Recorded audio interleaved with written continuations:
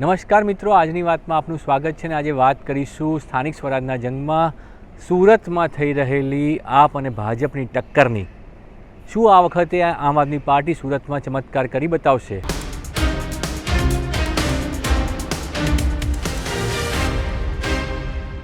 ગત વખતે ભાજપને જો કોઈ પણ વસ્તુ ખટકી હોય તો એ સુરતમાં આમ આદમી પાર્ટીની 27 બેઠકો ઉપર જીત ખટકી હતી. અને આ વખતે પણ ભાજપને જે છે પૂરો પ્રયાસ એવો રહેશે કે આમ આદમી પાર્ટી સુરતમાં પ્રદર્શન સારું ન કરી શકે. બીજી તરફ આમ આદમી પાર્ટીનો પ્રયાસ છે કે સુરતની અંદર સૌથી સારું પ્રદર્શન રહે.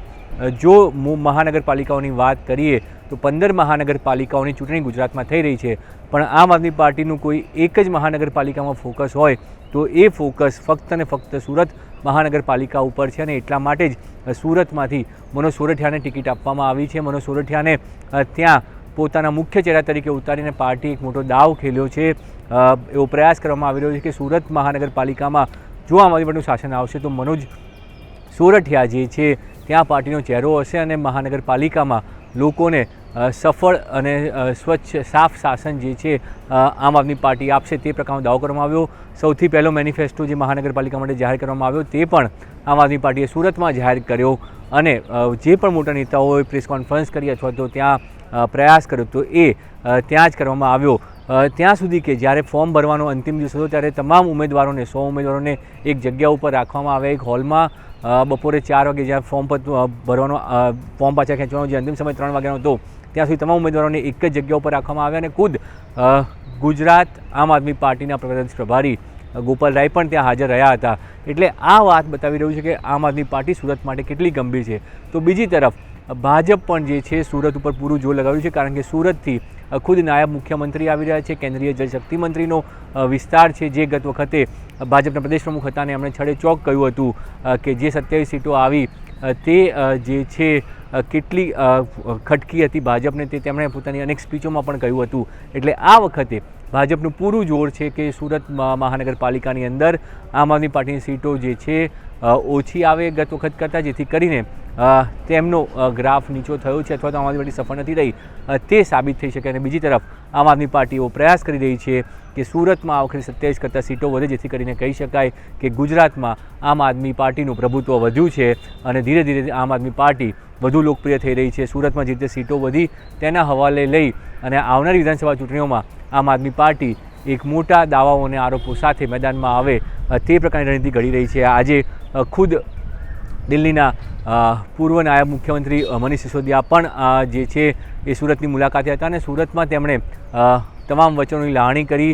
જે રીતે નવો અધિકાર આપવાની વાત આમ આદમી પાર્ટી કરી હતી તે નવો અધિકારોને લઈ અને તેમણે વાત તો કરી, સાથે ભાજપ સરકારને પણ ઘેરવાનો પ્રયાસ કર્યો કે ગુજરાત સરકારે જે રીતે કથિત હવાલાકાંડ લઈને આરોપ લગાવ્યા તે તમામ મુદ્દાઓ પર પણ તેમણે પોતાનો વાત રાખી કે આ કથિત હવાલાકાંડ જો હોય તો તેમાં કોઈ કાર્યવાહી ના થઈ, ફક્ત કોઈકના વ્યાપારિક જે લેનદેન થતી હોય, વ્યાપારિક જે ટ્રાન્ઝેક્શન હોય તેના ઉપર હવાલાનો આરોપ કેમ લગાવવામાં આવી રહ્યો છે, તેને આમ આદમી પાર્ટી સાથે કેમ જોડવામાં આવી રહ્યો છે તેવા સવાલો પણ તેમણે ઉઠાવ્યા. સાથે આરોપ પણ લગાવ્યો કે એક આંગડિયાના જે સીસીટીવી ફૂટેજ કાઢ્યા એવા આખા દિવસના ફૂટેજ કાઢવા જોઈએ તો ખબર આવશે કે કેટલા નેતાઓના છોકરાઓ, ભાજપના કેટલા નેતાઓના છોકરાઓ આંગડિયા પેઢીમાં ફરતા હોય છે અને એ લોકો કેટલા રૂપિયાનો હવાલો કરતા હોય છે. આ પ્રતિ આરોપ પણ તેમના દ્વારા લગાવવામાં આવ્યો.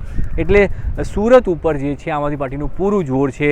સૌથી વધુ જોર સાથે જો આમ આદમી પાર્ટી ક્યાંય લડી રહી હોય તો એ કુલ 3 જગ્યાઓ છે. એક તો પ્રદેશ અધ્યક્ષનો પોતાનો વિસ્તાર જે છે દ્વારકા જામ ખંભાળિયાવાળો, ત્યાં જોર લગાવી રહી છે. બીજો વિસ્તાર ગોપાલ ઇટાલિયાનો છે કે જ્યાં જૂનાગઢની અંદર વિસાવદરની આસપાસના વિસ્તારમાં પૂરો પ્રયાસ થઈ રહ્યો છે કે ત્યાં આમ આદમી પાર્ટીની સફળતા બતાવી શકાય.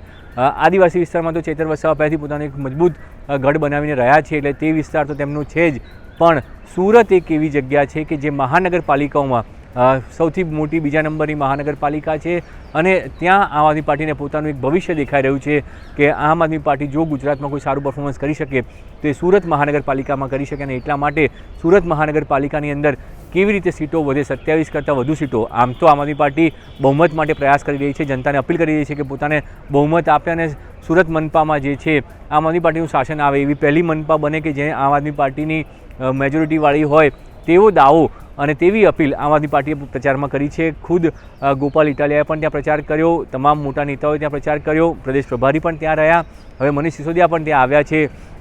એટલે પૂરું જોર જે છે આમ આદમી પાર્ટી લગાવી રહી છે. આની પહેલાં અરવિંદ કેજરીવાલ પણ સુરત આવી ચૂક્યા છે ચૂંટણીઓની જાહેરાત પહેલાં. એટલે તમામ રીતે એક પ્રયાસ આમ આદમી પાર્ટી કરી રહી છે કે મહાનગરોમાં બીજે ક્યાંય તો સારું પરફોર્મન્સ દેખાડી શકે તેવું નથી, પણ સુરત મહાનગરપાલિકામાં એ પોતાનું ગત વખતનું પરફોર્મન્સ હતું તેને કરતાં વધારે લાવવાનો પ્રયાસ કરી છે. અને એટલા માટે જ ખુદ કેન્દ્રીય જલશક્તિ મંત્રી અને ભાજપના પૂર્વ પ્રદેશ અધ્યક્ષ CR પાટીલે પણ કહ્યું કે આમ આદમી પાર્ટી 27 સીટો બચાવીને બતાવે તે પ્રકારનું પણ તેમનું જે નિવેદન સામે આવ્યું તેના ઉપર પણ આમ આદમી પાર્ટીએ પલટવાર કર્યો કે અમે 27 સીટો બચાવીશું નહીં, પણ એના કરતાં વધારે સીટો લાવીને બતાવીશું અને જનતા અમને આ વખતે પૂરું સમર્થન આપવાની છે. પણ હકીકતની જો વાત કરીએ તો આમ આદમી પાર્ટીએ જે ઉમેદવારો ઊભા રાખ્યા છે ગત વખતે તેમાંથી 27માંથી 12 જેટલા કોર્પોરેટરો જે છે એ ભાજપમાં જતા રહ્યા હતા અને તે લોકોને આ વખતે આમાં ભાજપે ટિકિટ નથી આપી. પણ ભાજપે આ વખતે ત્યાં એક પ્રયાસ કર્યો છે કે પોતાના જે ધારાસભ્યો છે, કારણ કે સુરત શહેરની તમામ વિધાનસભાની સીટો ભાજપ પાસે છે અને એ જે ધારાસભ્યો છે તેમના દ્વારા એક માઇક્રો પ્લાનિંગ કરવામાં આવ્યું છે ભાજપ દ્વારા કે ત્યાં આમ આદમી પાર્ટીને ટક્કર આપી શકે તેવા નેતાઓને જે છે કોર્પોરેશનમાં ટિકિટ આપવામાં આવી છે. આ દાવ ભાજપનો કેટલો સફળ થશે તે તો પરિણામો જ્યારે આવશે ત્યારે સાબિત થશે. પણ ભાજપે પૂરો પ્રયાસ કર્યો છે કે સુરતની અંદર જે છે આમ આદમી પાર્ટીની જે સીટો છે એ 27 કરતાં વધે નહીં અને 27 કરતાં ઓછી સીટો આવે, જેથી કરીને એક મેસેજ આપી શકાય કે આમ આદમી પાર્ટી ના હવે વળતા પાણી છે અને ગુજરાતમાં આમ આદમી પાર્ટીને કોઈ પૂછી નથી રહ્યું. હાલ તો બંને પક્ષોના દાવાઓ છે. 26 તારીખે મતદાન થશે અને ત્યારબાદ ફરી જીતના દાવાઓ બંને પક્ષો કરશે અને 28મી પરિણામમાં એ સાફ થશે કે આમ આદમી પાર્ટીને કેટલી સફળતા મળી છે. પણ સુરતમાં આપનું શું થશે અને આપ કેટલી સફળ થશે એ 2027માં આમ આદમી પાર્ટીની ગુજરાતમાં શું થવાની છે તેની એક દિશા ચોક્કસ આપશે.